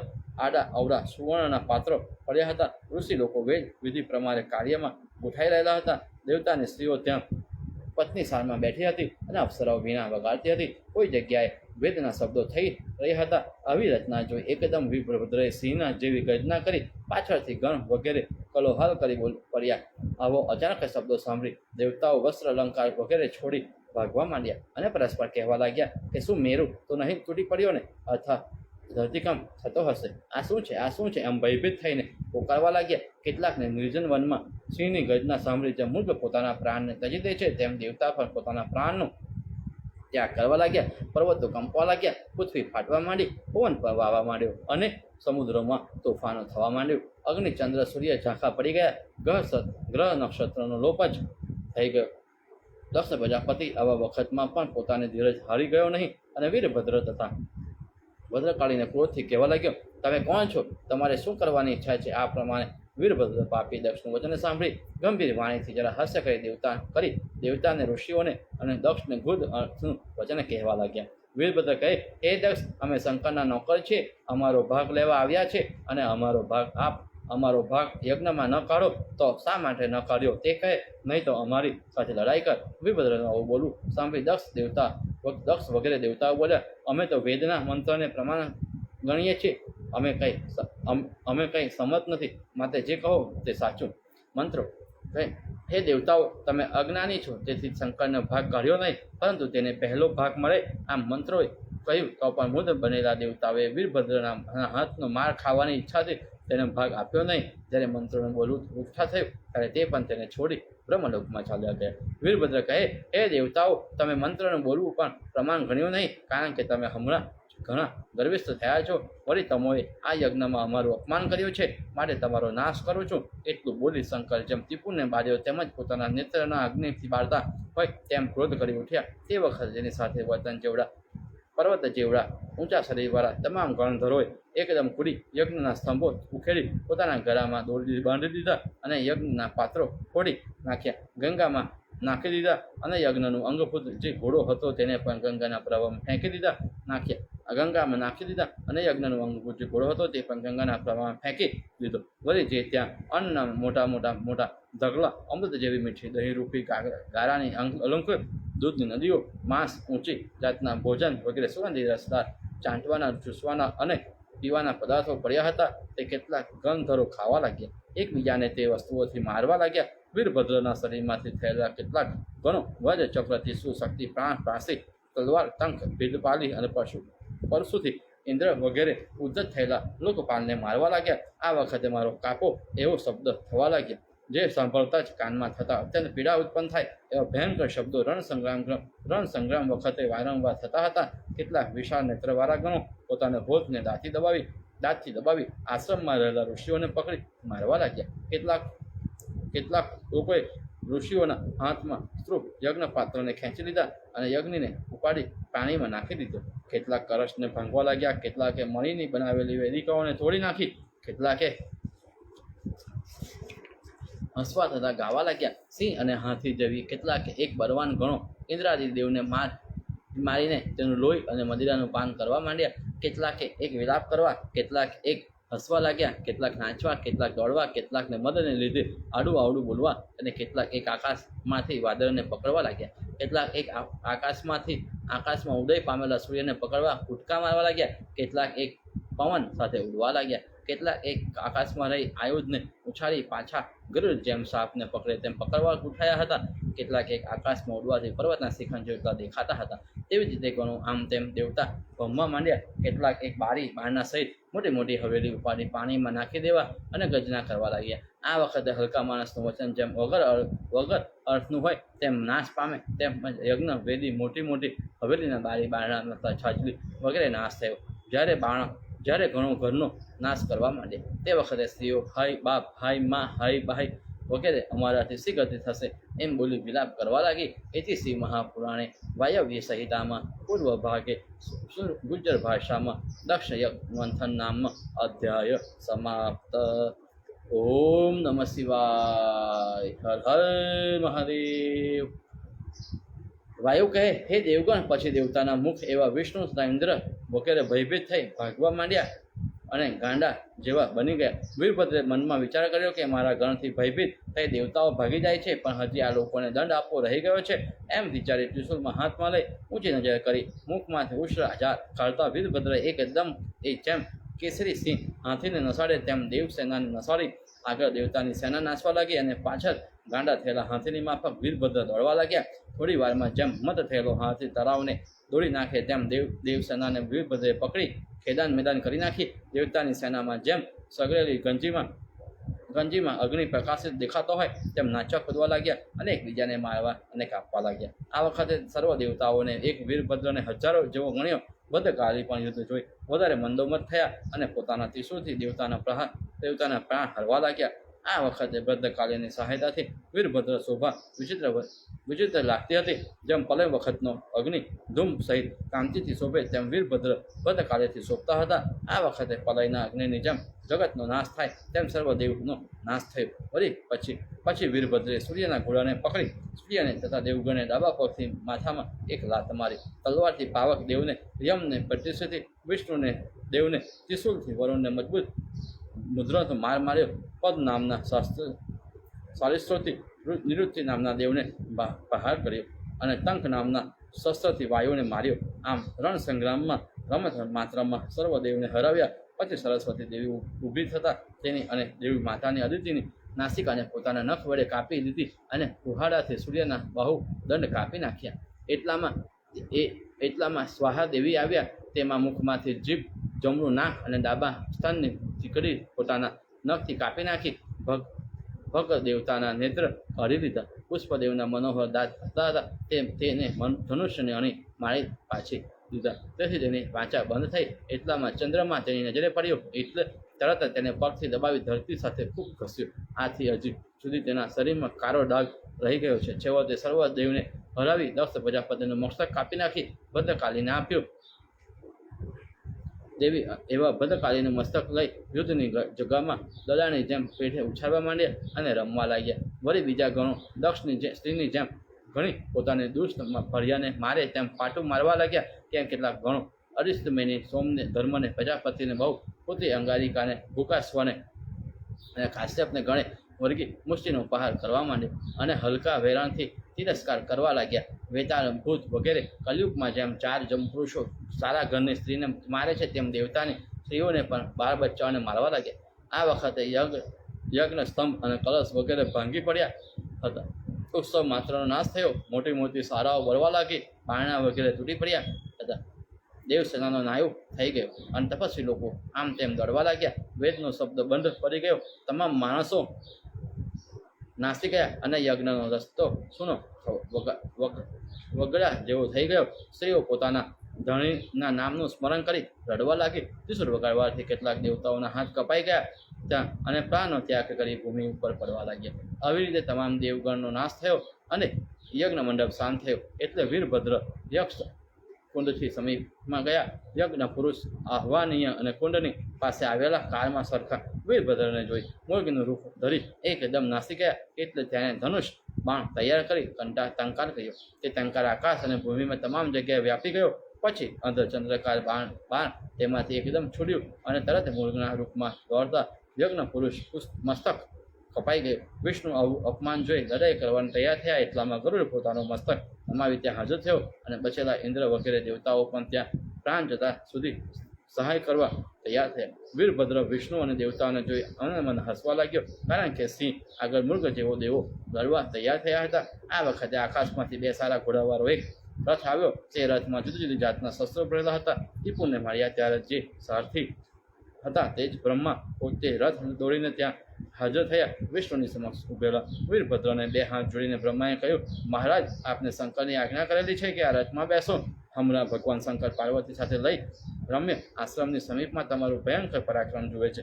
વીરભદ્રની બ્રહ્માની વાણી સાંભળી તેની ઉપર અનુગ્રહ કરી રથમાં બેઠા. એટલે બ્રહ્મા સારથીની જગાએ બેઠા. પછી ટીપુને મારવા ચડેલા શંકરની જેમ શોભતા તે વીરભદ્ર શોભવા લાગ્યા. આ વખતે ભાનુકંપે હાથમાં સરખો પ્રકાશિત શંખ અને એકદમ વગાડ્યો. તેનો શબ્દ ત્યારે તે સાગર શબ્દથી પણ વધારે થવા લાગ્યો અને દેવતાના હૃદયમાં અગ્નિ ભરવા લાગ્યો. આ વખતે આકાશ તથા દિશાઓ ઇન્દ્રથી વિદ્યાધર સહિત યુદ્ધ જોવા આવેલા સિદ્ધ પુરુષોથી સસોથસ ભરાઈ ગઈ. પછી વિષ્ણુએ પોતાનું સારંગ નામનું ધનુષ લઈ વીરભદ્રને અને તેના ભરતને માર્યું. એટલે વીરભદ્ર પણ સન્મુખ આવતા વિષ્ણુ ઉપર 1000 બાણને વર્ષનારું ધનુષ્ય તૈયાર કર્યું. અને હરવે હરવે શંકરને જેમ મેરુ રૂપ ધનુષ્યનો ટંકાર કર્યો. આ ટંકારથી આખી પૃથ્વી કાપવા માંડી અને પછી તે ધનુષ ચડાવવામાં સારું ભાતામાંથી બાણ કાઢવા લાગ્યા. તે વખતે દળની અંદર જેમ સર્પ પેસતો હોય તેમ બીજા તેની ભુજા શોભવા લાગી. પછી બાણને કાઢી ધનુષ્યમાં ચડાવ્યું. આ વખતે મહાસર્પ કરેલો બાળ સર્પ જેમ શોભતો હોય તેમ તે બાણ શોભવા લાગ્યું અને તે બાણ વિષ્ણુના રથમાં માર્યું. એટલે સિંહ ઉપર જેમ બળદ રીસે ભરાય તેમ વિષ્ણુ ઘણો જ કોપ ચડ્યો અને વીરભદ્રને વજ્ર જેવું ભયંકર બાણ માર્યું. તે તેમજ વીરભદ્ર તેને માર્યું. આમ બંનેના મોહમાએ એકબીજાના ઉપર બાણની વૃષ્ટિ કરવા લાગ્યા. આ વખતે ભયંકર યુદ્ધને જોઈ દેવતાઓના રૂવાટાઓ પણ ઊભા થઈ ગયા અને આકાશમાં હાહાકાર થઈ ગયો. વળી વીરભદ્રને વિષ્ણુના વક્ષસ્થળમાં પ્રકાશિત બાણ માર્યું. આવા ભયંકર મારથી કપાઈ માન વિષ્ણુ નીચે પડી ગયા. જ્યારે મૂર્છા વળી એટલે પાછા ઊભા થઈ તમામ શસ્ત્ર અને અસ્ત્રોની તેની ઉપર પ્રહાર કરવા લાગ્યા. તે સર્વને ભદ્રે પોતાની શક્તિથી પાછા હટાવી દીધા. આ જોઈ વિષ્ણુને કાળ ચડ્યો અને પોતે ક્રોધથી રાતીચોળ આંખો કરી પોતાના નામની ચિત્રેલું ધનુષ્ય જે પાછું ન હતે તેવું હતું તે ફેંક્યું. તે બાણ સામું ભદ્રે પોતાના નામવાળું ભદ્ર નામનું બાણ મારી વિષ્ણુના બાણના 100 કટકા કરી નાખ્યા અને એક બાણથી વિષ્ણુના સરંગને તોડી નાખ્યું. ગરુડની 2 પાંખો કાપી નાખી. આ જોઈ સર્વના મનમાં આશ્ચર્ય થયું. એટલે વિષ્ણુએ પોતાની યોગ માયાના બળથી અને દેવતાને ઉત્પન્ન કરી ટીપુને પેઠે બાળી દીધા. આથી વિષ્ણુને ક્રોધ ચડ્યો અને હાથમાં ચક્ર લઈ મારવા તૈયાર થયા. અને વીરભદ્રે સન્મુખ ઉભેલા વિષ્ણુના શરીરને માયાના જોરથી જ હલે ચાલે નહીં તેવું બનાવી દીધું. ત્યારે પોતે બાણ મારી શક્યા નહીં. તેથી મોટી ચીજ પડી. એ જે હાથમાં ચક્ર હતું તે હાથ ઊંચો કરી પથ્થરની માફક જળ થઈ ગયો. આ વખતે શરીર વગરનો જેમ જીવ હોય તેમ શીગડા વગરનો જેમ બળદ હોય, દાઢ વગરનો જેમ સિંહ હોય તેમ વિષ્ણુ પણ બાદ રહિત થઈ ગયા. સિંહ બાંધેલા બળદની પેઠે ભદ્રે રોકી રાખેલા ઇન્દ્રાદી દેવગણ આ વખતે લડાઈ કરવાની તૈયાર થયા. તે પણ વીરભદ્ર મદહાસની કરી જડ બનાવી દીધા. ઇન્દ્રનો પણ જમણો હાથ જેમાં વજ્ર હતું તે પણ કંઈ કરી શક્યું નહીં. જેમ સિંહ પાસે કરીને ઊભા હોય તેમ ઊભા રહ્યા અને બીજાના પણ બાહુઓ રોકાઈ ગયા. આમ બન્યું તે તમામ દેવતાઓ ભયથી લડાઈ છોડીને નાસી જવા માંડ્યા અને વીરભદ્ર પાછળથી બાણનો વરસાદ વરસાવવા લાગ્યો. આ વખતે ભદ્રના બાહુઓ ઉગ્રદાર શસ્ત્રોથી પ્રકાશવા લાગ્યા. જેમ બ્રહ્મા સૃષ્ટિના આરંભકાળમાં માણસોને પેદા કરે છે તેમ વીરભદ્ર પણ અનેક શસ્ત્રોને ઉત્પન્ન કરવા લાગ્યો. સૂર્ય જેમ પોતાના કિરણોથી પૃથ્વીને ઢાંકી દે છે તેમ ભદ્રે પોતાના શસ્ત્રો વડે પૃથ્વીને ઢાંકી દીધી. આકાશમાં ઉડતા તેના શસ્ત્રો આ વખતે વીજળી માફક શોભવા લાગ્યા. સર્પ જેમ દેડકાને ખાઈ જાય તેમ સર્વ દેવતાઓનો નાશ કરવા લાગ્યા. કેટલાકના હાથો કપાઈ ગયા હતા, કેટલાકના વગર ધરના ભૂમિ ઉપર પડ્યા હતા, કેટલાકની આંખો ફૂટી ગઈ હતી, કેટલાકના સાંધાઓ છૂટી ગયા હતા અને એકબીજા સાથે લપેટાઈને સૂતા હોય તેમ એકબીજા ઉપર પડ્યા હતા. આ ઉપરથી જાણે આકાશમાં અથવા પાતાળમાં જવાની ઈચ્છા હોય પણ ન જઈ શકાવાથી એકબીજાની તળે છુપાયેલા હોય એમ દેખાતા હતા. કેટલાક પર્વતમાં, કેટલાક જળમાં, કેટલાક ગુફામાં, કેટલાક આકાશમાં, આમ જુદે જુદે ઠેકાને પેસી ગયા.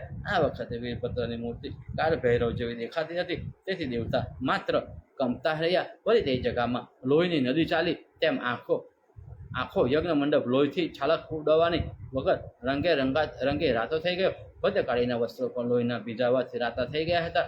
તેથી શંભુને મરનારા કાલિકા હોય તેમ ભાસતા હતા. આવો મોટો રણ સંગ્રામ થવાથી પૃથ્વી કાપવા લાગી, સમુદ્રની ગર્જના કરવા લાગ્યો, આકાશમાંથી ઉલ્કાપાત થવા લાગ્યો, વૃક્ષોમાંથી ડાળીઓ પડવા માંડી, દિશાઓ સર્વ મલિન થઈ ગઈ અને પવન ઘણો તીક્ષ્ણ વાવા માંડ્યો. આમ અશ્વમેધ યજ્ઞમાં પણ નસીબને લીધે અવરું પરિણામ થયું. બ્રહ્માના પુત્ર દક્ષ પ્રજાપતિ અને સભામાં બેસનાર ધર્મ અને વિષ્ણુ વગેરે બાકી બચ્યા. તેઓ હજી પોતાનો ભાગ લેના હતા તો પણ ઋત્વિજ સહિત દક્ષનું માથું કાપી નાખ્યું. માટે કોઈ દિવસ વેદથી બાહ્ય ક્રિયા કરવી નહીં, તેમ નીચ માણસે શીખાયેલું પણ કર્મ કરવું નહીં, કારણ કે તેથી અશુભ ફળ મળે છે. જે માણસો યજ્ઞ યજ્ઞાદિ કરે કર્મ પણ કર્મ કરવું નહીં, કારણ કે તેથી અશુભ ફળ મળે. જે માણસ યજ્ઞાદિ કરે પણ શિવ ઉપર ભક્તિ ન રાખે તો તેને કશું ફળ મળતું નથી. માટે શિવ ઉપર ભક્તિ રાખવી અને જેથી સર્વ પાપનો નાશ થાય, પુણ્યની પ્રાપ્તિ થાય. ટૂંકમાં કહેવાનું કે શિવની નિંદા કરે તેનું જપ તપ ધ્યાન દાન હોમ વગેરે વિફળ થાય છે. આ યુદ્ધની છેવટે નારાયણ અને રુદ્ર વગેરે દેવગણો હથિયારોના મારથી પીડાઈને એકદમ લડાઈમાંથી નાસી ગયા. કેટલાક દેવતાઓ પોતાના વસ્ત્રો અને શસ્ત્રો છોડી ગરીબની પેઠે અહંકારનો ત્યાગ કરી નાસી ગયા. આમ અવળે માર્ગે ચાલનારા દક્ષના યજ્ઞને શિક્ષા ગણીને મધ્યમાં અક્ષત આયુધ વડે વીરભદ્ર બળદની વચમાં સિંહની માફક શોભવા લાગ્યો હતો. અતિશય મહાપુરાણે વાયવ્ય સંહિતામાં પૂર્વ ભાગે ગુજ્જર ભાષામાં દક્ષ શિવ ગણ યુદ્ધ વર્ણમ નામ અધ્યાય સમાપ્ત. ઓમ નમઃ શિવાય. હર હર મહાદેવ. ઓમ નમઃ શિવાય. વાયુ કહે, પછી વિષ્ણુ વગેરે દેવતાઓ અત્યંત ભયભીત થઈ ગયા. તેણે વીરભદ્રને ગણ મારફતે લોધાની સાકરોથી બંધાવી કેદ કર્યા. એટલા વખતમાં બ્રહ્મા આવ્યા. તેને વીરભદ્ર અને ભદ્રાની સ્તુતિ કરી નમસ્કાર કહી કહ્યું, મહારાજ, આ દેવતાઓ મુવેલા જેવા થઈ ગયા છે અને થોડા જ રહ્યા છે. તે આપ હવે ક્ષમા કરો અને શાંત થાઓ. તેથી વીરભદ્ર પસંદ થઈ શાંત થઈ ગયા. પછી દેવતાઓ પર આવી સારી તક જોઈ બે હાથ જોડીને તે ભદ્રાની નાના વસ્ત્રોથી સ્તુતિ કરવા લાગ્યા. તેઓ કહે, હે મહારાજ, આપની મૂર્તિ જગતનું કલ્યાણ કરનારી છે, એટલા માટે આપનું શિવ એવું નામ રાખ્યું છે. વળી આપનો સ્વભાવ ઘણો શાંત છે. આપ યજ્ઞ હરતા અને તેના ભરતા ધણી છો. તમે રુદ્રના પતિ છો. રુદ્ર રૂપ પણ તમે જ છો. આપનું રૂપ અજ્ઞાનીને કાલ જેવું જોવામાં આવે છે. કામનો નાશ પણ તમે કરેલ છે. આપે પાપી દક્ષની સોબતથી દુષ્ટ થયેલા દેવતાઓને દંડ આપ્યો, તે બહુ સારું કર્યું. મહારાજ, આપથી અમને ભય પામીએ છીએ, તો હવે અમારી ઉપર કૃપા કરી ક્ષમા કરો. અમારે તમારો આશય છે, માટે અમારું રક્ષણ કરો. આ પ્રમાણે વીરભદ્રના દેવતાના વચન સાંભળી દયા લાવી તેઓને બેડીમાંથી છોડી શંકર પાસે લઈ ગયા. આ વખતે ભગવાન શંકર જે આકાશમાં ઊભા હતા તેને જોઈ વિષ્ણુ વગેરે દેવતાઓ જરા ભયથી ડરીને મનમાં ખુશી થતા નમન કરવા લાગ્યા. શંકર પગમાં પડેલા અને ભયથી વિહર થયેલા દેવતાઓને જાણી પાર્વતીના મુખ સામું જોઈને બોલ્યા, હે દેવતાઓ, ડરશો નહીં. તમારા અપરાધીનું સામું હું જોતો નથી, નહીં તો તમે અહીં જ પણ પહોંચવા મુશ્કેલ પર થઈ હોત. આ વિશે દેવ ઉપર અનુગ્રહ કર્યો, તેથી સર્વ ખુશી થઈ નાચવા હસવા લાગ્યા. આ વખતે બ્રહ્મા શંકરને પ્રણામ કરી કહેવા લાગ્યા. બ્રહ્મા કહે, હે મહારાજ, આપનો જય થાવ. આપને કોઈ પણ પ્રણામ કરે તો તેના ભયને આપ મટાડો છો. મહારાજ, આપ વગર આવા અપરાધમાં કોણ પસંદ થાય? આપે જે દેવતાઓને રણ સંગ્રામમાં માર્યા છે તેઓ પાછા જીવે તેવું વરદાન આપો, કારણ કે આપ જ્યારે ખુશી થાવ છો ત્યારે સર્વ સુખને ભોગવે છે. વળી આપ દેવતાઓના અંગમાં જે દૂષણ કરેલા છે, કાપી નાખ્યા છે, તે જાણે આપે અંગીકાર કરવાથી ગણેલા જેવા લાગે છે. આ પ્રમાણે શંકર બ્રહ્માનું વચન સાંભળી જરા હાસ્ય કરી અને બ્રહ્મા પોતાના પુત્ર હોવાથી તેનું વચન માન્યા કરી મરી ગયેલા દેવતાઓને પાછું શરીર આપ્યું. આ વખતે સજીવન થયેલા દેવગણ, સરસ્વતી વગેરે માતૃગણે ઊભા થઈ શંકરના પગમાં પડ્યા. શંકર જેમ દેવગણને શરીર આપ્યું તેમ જ માતૃકાઓને પણ પાછી સંજીવન કરી દક્ષનું માથું કાપી નાખ્યું હતું. તે માથાની જગ્યાએ વૃદ્ધ બકરાનું માથું ચોંટાડી દીધું અને તે પણ મૂર્છા વળી તે તરત ઊભો થઈ બે હાથ જોડી ગુલાબ કરી શંકરની સ્તુતિ કરવા લાગ્યો. શંકર તેના મુખમાં જોઈ જરા હાસ્ય કરી ભયભીત થયેલા દક્ષને કહ્યું, ભય પામીશ નહીં એમ બોલીશ. દક્ષના પિતા બ્રહ્માને સારું લગાડવા દક્ષને ગણધરની જગ્યા આપી. એટલે બ્રહ્માએ શંકરની આ પાર્વતીને શુભ વાણીની સ્તુતિ કરી. પછી વિષ્ણુ વગેરે દેવગણ અને મહર્ષિઓ શિવ પાર્વતીની સ્તુતિ કરવા લાગ્યા. પછી પોતે મોકલાવેલા એવા પુત્ર વીરભદ્રને ભદ્ર સાથે ખોરામાં બેસાડીને પાર્વતીએ બંનેનું ચુંબન કર્યું. તથા પ્રેમની છાતી સાથે ચાપી જુદા જુદા વરદાનો આપ્યા. છેવટે વિષ્ણુ, ઇન્દ્ર અને બ્રહ્મા વગેરે દેવતાઓ પોતાના હાથ જોડી સ્તુતિ કરવા લાગ્યા. તેથી કરુણિકા ભગવાન શંકર તેને મંદ હાસ્યથી કોમળ વચન કહેવા લાગ્યા, હે દેવગણો, તમે નસીબના પાસામાં બંધાઈને મારો અપરાધ કર્યો છે, તેમને પણ પ્રણામ કરતા જોઈને હું ભૂલી ગયો છું. મેં જે તમને દુઃખ આપ્યું તે મને પણ મનમાં ગણશો ને. જાઓ, સુખ પામો. એમ દેવતાને કહી પોતાના દૂત અને સમાન સહિત આકાશમાં અંતર્ધ્યાન થઈ ગયા. દેવગણ પણ આનંદમાં મગ્ન થઈ આકાશ માર્ગે પોતપોતાના સ્થાનમાં ગયા. ઇતિશ્રી મહાપુરાણે વાયવ્ય સંહિતામાં પૂર્વ ભાગે ગુજ્જર ભાષામાં અધ્યાય સમાપ્ત. ઓમ નમઃ શિવાય. હર હર મહાદેવ. ઓમ નમઃ શિવાય. આજે આપણે અહીં કથાને આ વિરામ આપશું. આવતીકાલે સવારે ફરીથી આપણે શિવ મહાપુરાણ કથાનું શ્રવણ અને વાંચન કરવા માટે ભેગા થઈશું. આપ આપના કુટુંબીજનો, મિત્ર મંડળ અને સ્વજનો સાથે આ કથાનો લાભ લાવો. એને ભગવાન શિવની કૃપા પ્રાપ્ત થાય, માતા પાર્વતીને આશીર્વાદ પ્રાપ્ત થાય, માં સરસ્વતી આપને આશીર્વાદ આપે, આપ સુખ સમૃદ્ધિ અને સારું સ્વાસ્થ્ય પ્રાપ્ત કરો. એવા જ મહાઆશય સાથે આજની આ કથાને આપણે અહીં વિરામ આપીએ છીએ. ઓમ નમઃ શિવાય. ઓમ નમઃ શિવાય. હર હર મહાદેવ. હર હર મહાદેવ.